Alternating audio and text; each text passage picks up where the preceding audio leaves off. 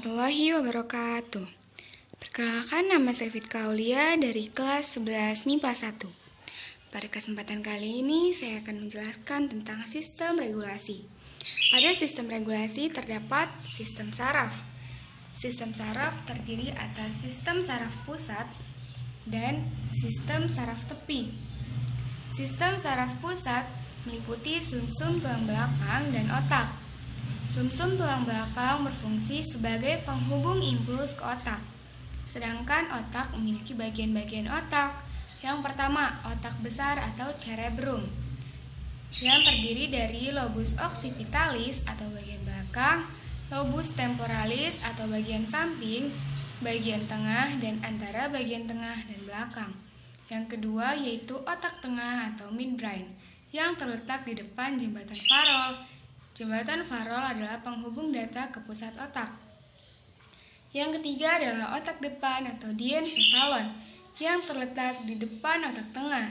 Bagiannya terdiri dari hipotalamus dan talamus. Dan yang keempat yaitu otak kecil atau cerebellum, yang terletak di bawah belakang otak besar dan berfungsi sebagai pusat keseimbangan otot. Dan fungsi dari otak: yang pertama, menerima rangsangan sensori dari dalam dan luar tubuh. Yang kedua, memproses dan mengatur tanggapan terhadap rangsang. Dan yang kedua yaitu sistem saraf tepi.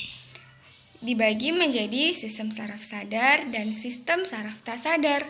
Sistem saraf sadar atau somatik berfungsi untuk mengatur aktivitas yang kita sadari, contohnya pada otot rangka. Dan pada sistem saraf tak sadar mempunyai fungsi mengendalikan gerak organ tubuh untuk bekerja secara otomatis, contohnya pada otot polos dan otot jantung. Dan sistem saraf tak sadar terdiri dari saraf simpatetik dan saraf parasimpatik.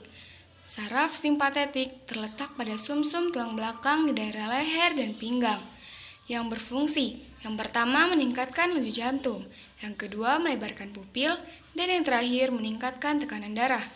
Dan yang kedua yaitu saraf parasimpatik, yang terletak pada sumsum lanjutan di sakrum dan berfungsi menurunkan laju detak jantung, menyempitkan pupil, dan menurunkan tekanan darah. Dan sistem saraf tersusun oleh neuroglia dan sel saraf atau neuron. Fungsi dari neuroglia yaitu menyokong dan memberi makan neuron. Dan sel saraf atau neuron memiliki struktur yang mempengaruhi mekanisme penghantaran rangsang, lalu akan menentukan terjadinya gerak, dan gerak itu menghasilkan gerak biasa dan gerak refleks. Dan susunan dari sel saraf atau neuron: yang pertama dendrit, yang berfungsi menerima impuls atau rangsangan. Yang kedua badan sel atau perikarion, yang berfungsi untuk menerima impuls dari dendrit yang selanjutnya akan diantarkan ke akson atau neurit. Dan pada badan sel atau perikarion terdapat inti sel dan badan NISSL, yaitu tempat transportasi protein. Yang pertama itu di RE kasar dan yang kedua itu di ribosom.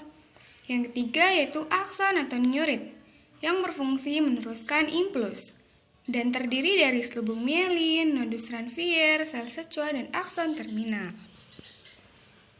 Selanjutnya yaitu sistem indera. Sistem indera yaitu jenis reseptor berdasarkan stimulus. Stimulus merupakan perubahan yang terjadi di lingkungan. Sifat dari sistem indera yaitu kemoreseptor, yang berfungsi mendeteksi senyawa kimia. Yang kedua, mekanoreseptor, yang berfungsi mendeteksi stimulus mekanik. Yang ketiga, termoreseptor, yang berfungsi mendeteksi suhu. Yang keempat, fotoreseptor, yang berfungsi mendeteksi cahaya. Yang kelima, fonoreseptor, yang berfungsi menerima rangsang getaran bunyi. Yang keenam, statoreseptor, yang berfungsi sebagai tempat beradanya alat keseimbangan. Dan yang terakhir, tangoreseptor, yaitu sebagai rangsang sentuhan, sebagai penerima rangsang sentuhan. Dan macam-macam dari indera: yang pertama, indera penglihat, yaitu mata, yang berfungsi sebagai fotoreseptor, yaitu dapat mendeteksi cahaya. Struktur dari mata: yang pertama, sklera, konjungtiva, kornea, koroid, badan siliaris, retina, fovea, bintik buta, iris, pupil, lensa mata, ligamen supensor, saraf optik, dan otot mata. Indra kedua yaitu telinga, yang berfungsi dapat mengenali getaran suara. Bagiannya terdiri dari telinga luar, telinga tengah, dan telinga dalam. Dan telinga dijadikan juga sebagai fonoreseptor dan statoreseptor. Dan indera ketiga yaitu indera pembau atau hidung, yang berfungsi dapat peka terhadap rangsang atau bahan-bahan kimia dan sebagai alat atau gerbang masuknya udara atau alat pertukaran udara, dan bersifat kemoreseptor yang terletak di permukaan wajah dan strukturnya terdiri dari rambut hidung, lubang hidung, septum, rongga hidung, saraf hidung, lendir atau mukosa, dan sinus paranasal.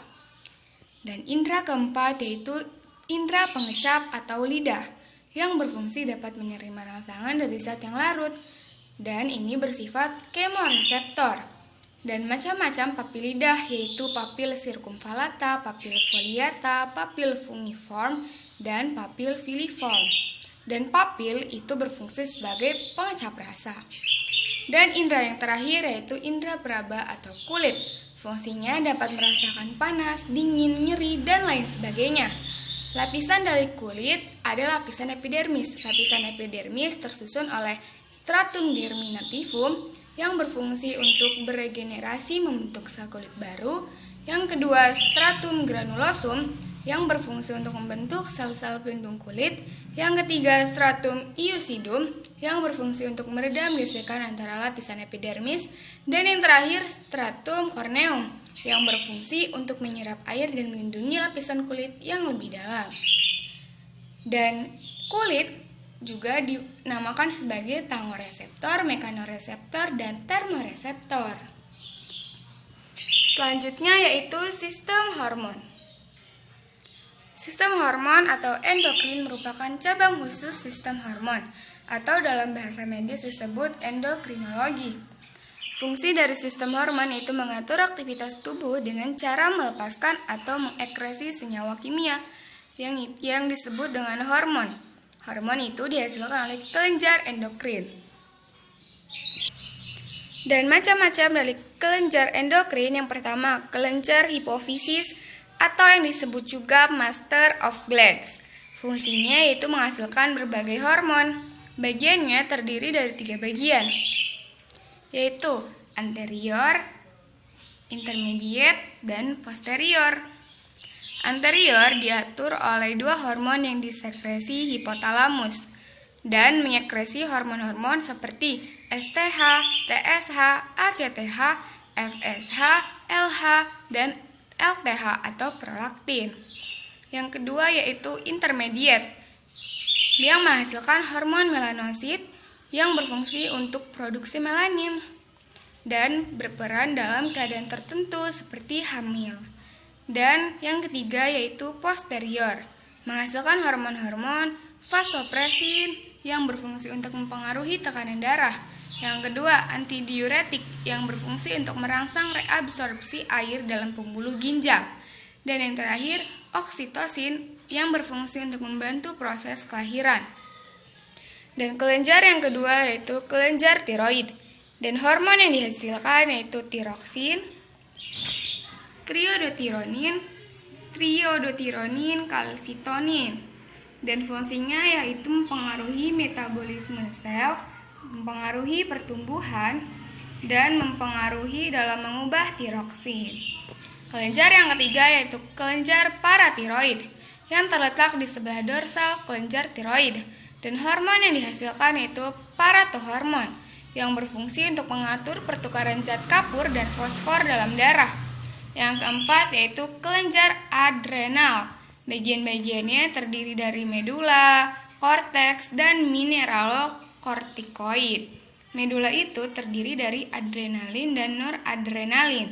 Yang keduanya berfungsi untuk mengatur kadar gula darah agar tetap stabil.